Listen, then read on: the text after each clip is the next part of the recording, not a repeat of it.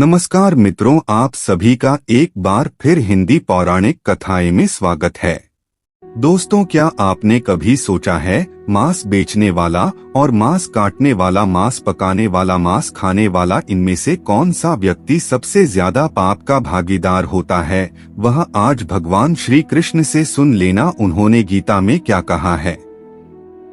आज दोस्तों स्वयं भगवान श्री कृष्णा आपको बताएंगे कि मांस खाना पाप है या पुण्य। आज जो भी भगवान श्री कृष्ण को मानते होंगे तो आज भगवान श्री कृष्णा जी खुद आपको बताएंगे कि जो व्यक्ति मांस खाता है उसके साथ भगवान कृष्ण क्या करते हैं, और जो व्यक्ति मांस नहीं खाता है उसे भगवान श्री कृष्णा क्या देते हैं। यह जानकर आपके पैरों तले जमीन खिसक जाएगी।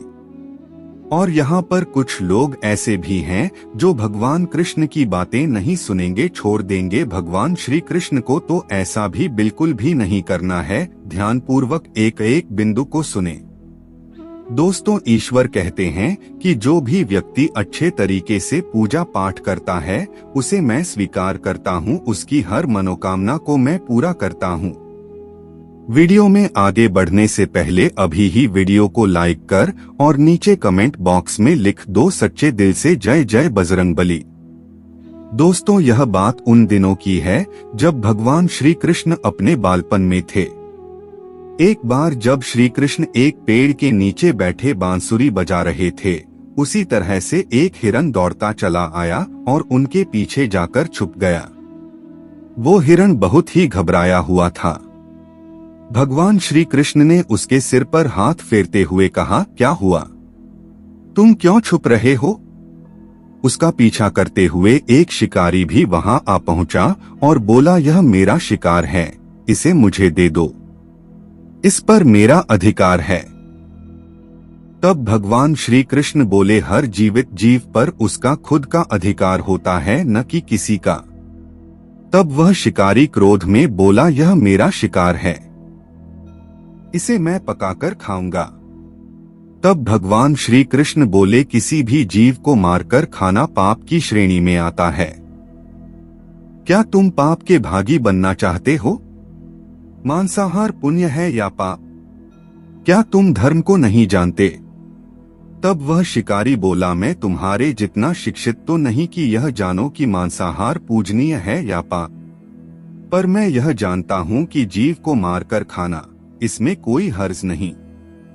मांसाहार से तो एक तो वह जीव को जीव बंधन से मुक्त कर रहा है, फिर क्यों मांसाहार से मना किया जाता है? मांसाहारी होने को क्यों नहीं कहा जाता? वैसे भी मैं इसको मारकर नीच योनि से मुक्ति दिलाकर पुण्य ही कमा रहा हूं, फिर इस पर पाबंदी क्यों? इसे तो प्रोत्साहित करना चाहिए। जहां तक मैंने सुना है, जीव हत्या तो शास्त्रों में भी बताया गया है। राजा लोग शिकार किया करते थे। ऐसे तमाम तर्क देते हुए श्री कृष्ण से पूछा कि फिर क्यों ये मांसाहार गलत है और पाप की श्रेणी में आता है? आप ही बताइए, मांसाहार पुण्य है या पाप?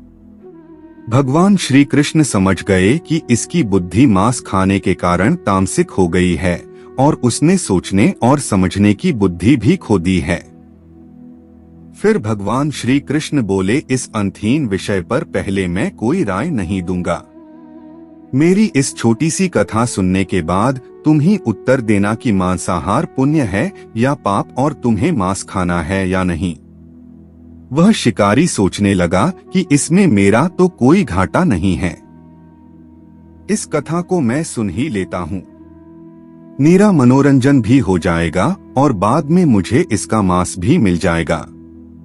तो भगवान श्री कृष्ण ने अपनी कथा आरंभ की। अब यहाँ पर कुछ दोस्त ऐसे भी होंगे जो हमारी बातों को हल्के में लेंगे क्योंकि उन्हें वास्तुशास्त्र का ज्ञान नहीं है।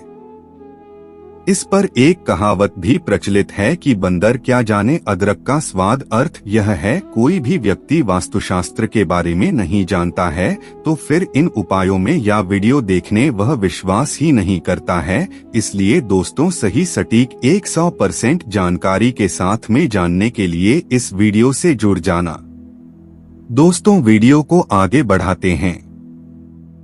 दोस्तों, आपके पास अभी जितने भी काम है उनको साइड में रख दीजिए। ध्यानपूर्वक जो आपको बताया जा रहा है उसे देखिए और सुनिए। दोस्तों, एक बार मगध में खाद्य संकट खड़ा हो गया तो अन्न का उत्पादन कम रहा। राजा को चिंता हुई कि यदि इस समस्या का शीघ्र निदान नहीं किया गया तो संरक्षित अनाज कोष भी खत्म हो जाएगा और संकट भीषण हो जाएगा। तो सम्राट ने अपनी राज्यसभा में पूछा, देश की खाद्य समस्या को सुलझाने के लिए सबसे सस्ती वस्तु क्या है? मंत्रीगण सोच में पड़ गए। चावल, गेहूं, आलू इत्यादि पदार्थों को उगाने के लिए बहुत श्रम करना पड़ता है। वह तभी प्राप्त होते हैं जब प्रकृति का प्रकोप न हो। ऐसे में तो कुछ सस्ता हो ही नहीं सकता। तभी शिकार का शौक रखने वाले एक मंत्री ने सोचा कि यही उत्तम अवसर है। क्यों न अंधाधुंध शिकार के लिए राजा की अनुमति ले ली जाए। उसने सभा में कहा कि सबसे सस्ता खाद्य पदार्थ है मांस। इसके लिए धन का खर्च भी नहीं है और पौष्टिक खाना भी मिलता है। सभी सामंतों ने इस बात का समर्थन कर दिया, लेकिन मगध के प्रधानमंत्री अभी भी चुप थे। सम्राट ने पूछा, प्रधानमंत्री आप चुप क्यों हैं? आपने कोई अनुमोदन नहीं किया। आपका क्या मत है? प्रधानमंत्री ने कहा, मैं यह नहीं मानता कि यह कथन सही है कि मांस सबसे सस्ता पदार्थ है। फिर भी इस विषय पर मैं अपने विचार आपके सामने कल रखूंगा। प्रधानमंत्री उसी रात मांसाहार का प्रस्ताव रखने वाले सामंत के घर पहुंचे। सामंत ने इतनी देर रात प्रधानमंत्री को अपने घर आया देखा तो वह घबरा गया। किसी अनिष्ट की आशंका से वह कांप गया। प्रधानमंत्री ने कहा, संध्या को महाराज बीमार हो गए। उनकी हालत बहुत ही खराब है। राजवैद्य ने कहा है कि किसी शक्तिशाली देह का 2 तोला मांस मिल जाए तो राजा के प्राण बचाए जा सकते हैं। आप महाराष्ट्र के सबसे विश्वास पात्र हैं, इसीलिए आपसे योग्य कौन होगा? इसके लिए आप जो भी मूल्य लेना चाहें ले सकते हैं। आप कहें तो इस काम के लिए मैं आपको 1 लाख स्वर्ण मुद्राएं भी दे सकता हूं। एक बड़ी जागीर भी आप मांग सकते हैं। बस आप अपनी इच्छा कहीं। मैं कटार से आपके हृदय को चीरकर बस 2 तोला मांस निकाल लूंगा। यह सुनकर सामंत के चेहरे का रंग फीका पड़ गया। वह सोचने लगा, जब जीवन ही नहीं रहेगा तो लाख स्वर्ण मुद्राओं से मैं क्या करूंगा और बड़ी जागीर भी किस काम आएगी। वह झटपट अंदर भागा और अपनी तिजोरी से 1 लाख स्वर्ण मुद्राएं लेकर आया। मुद्राएं देकर उसने प्रधानमंत्री के पैर पकड़ लिए और गिड़गिड़ाते हुए बोला, श्रीमंत, मैं आपकी 1 लाख मुद्राओं में अपनी 1 लाख मुद्रा और मिलाता हूँ। इस पैसे से आप किसी और सामंत के हृदय का मांस खरीद लें, किंतु मुझे जाने दें। यह बात किसी और को पता न चले। मैं आपसे आग्रह करता हूँ। प्रधानमंत्री जी यह सब समझ चुके थे। वह उसे थोड़ी और मानसिक पीड़ा देना चाहते थे। प्रधानमंत्री ने आगे कहा, सामंत, आप शरीर से बलिष्ठ हैं। आपकी कद काठी महाराज से मिलती जुलती है। इसीलिए राजवैद्य ने खास तौर पर आप ही का नाम लिया है। आपके दान से हमारे अक्षय राजा की जिंदगी बच सकती है। आप कहे तो मैं आपको प्रधानमंत्री का पद देने को तैयार हूं और खुद आपका कर्मचारी बनकर रहूंगा, पर प्रजा से हमारे राजा न छीने। सामंत तो फंसता हुआ दिख रहा था। उसने शरीर पर अंतवस्त्र रखकर अपने जूते भी पहन लिए। जैसे ही वह वहां से भागने वाला था, वह तुरंत प्रधानमंत्री के पैरों में लेट गया। उसने याचना की कि प्रधानमंत्री, मैं इसके योग्य नहीं हूं। जब प्राण ही नहीं रहेंगे तो प्रधानमंत्री पद का या राजा का सिंहासन भी मिल जाए तो मैं उसका क्या करूंगा। आप चाहे तो मेरा सब कुछ ले ले, पर मेरे प्राण न लें। मैं अपना यह भवन और सारा धन आपको सौंपता हूँ। रातों रात राज्य से निकल जाऊंगा। इतना कहकर वह अपने घोड़े की ओर भागा और जैसे ही अपना घोड़ा गढ़ने लगा, आवाज आई, अभी अभी अपने पीछे गए तुम अपने परिवार को भी छोड़े जा रहे हो। सामंत बोला, मेरे प्राण से प्रिय कुछ भी नहीं है। जब जीवन ही न रहेगा तो कुटुंब का क्या करूंगा? जीवन रहा तो ऐसे ही सुखी रह लूंगा। इतना कहकर घोड़े पर छलांग लगाकर बैठ भी गया। वह अभी चलने को ही था कि प्रधानमंत्री ने घोड़े की साख पकड़ ली। वह सामंत से बोला, भागने की जरूरत नहीं है, आप आराम से घर पर ही रहो, मैं किसी और का प्रयास करता हूं। यह कहकर प्रधानमंत्री वहां से चले गए। प्रधानमंत्री के वहां से जाने पर सामंत के अंदर कुछ जान तो आई, परंतु बेचैनी बनी रही। उसकी नींद खराब हो चुकी थी।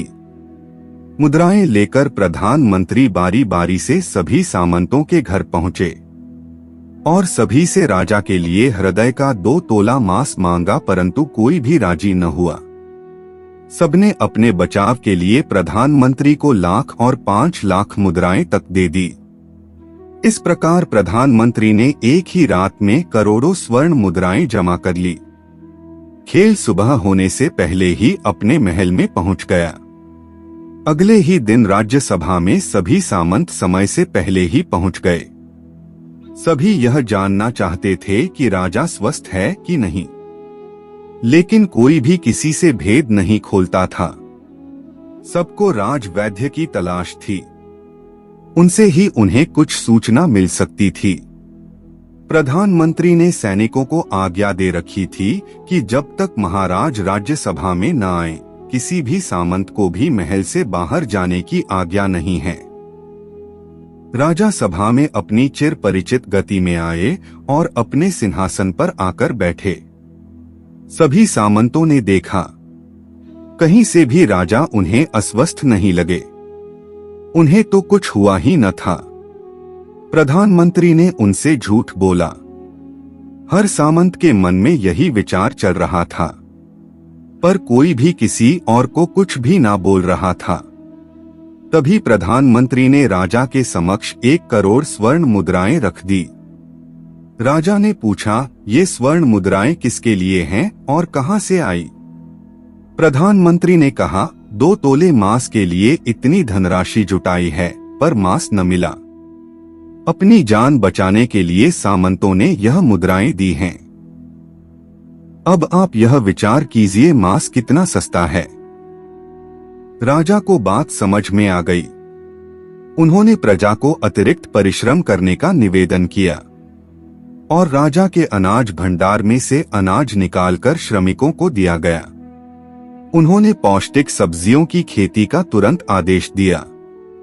वह 1 करोड़ स्वर्ण मुद्राएं इसी कार्य के लिए और श्रमिकों के कल्याण के लिए खर्च की गई।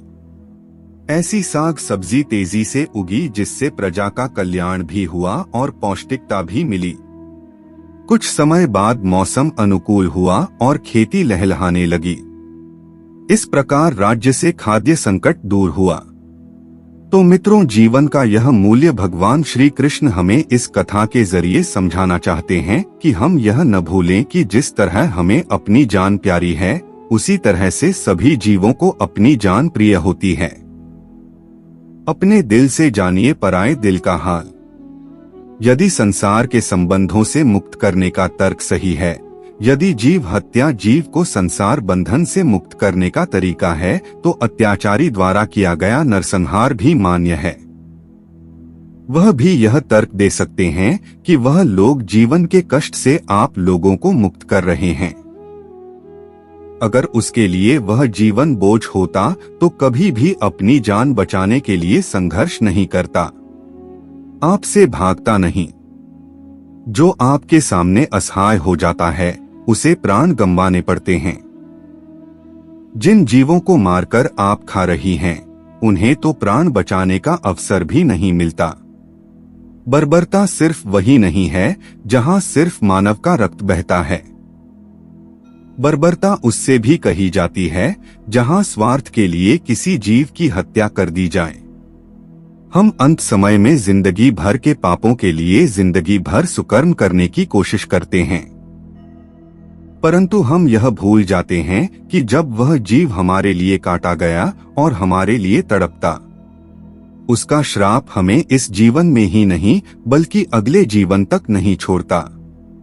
परमात्मा से यह ज्ञान पाकर शिकारी परिपूर्ण हो गया और उसे ज्ञान की प्राप्ति हो गई और वह जान गया कि महानता जीवन लेने में नहीं बल्कि जीवन देने में है।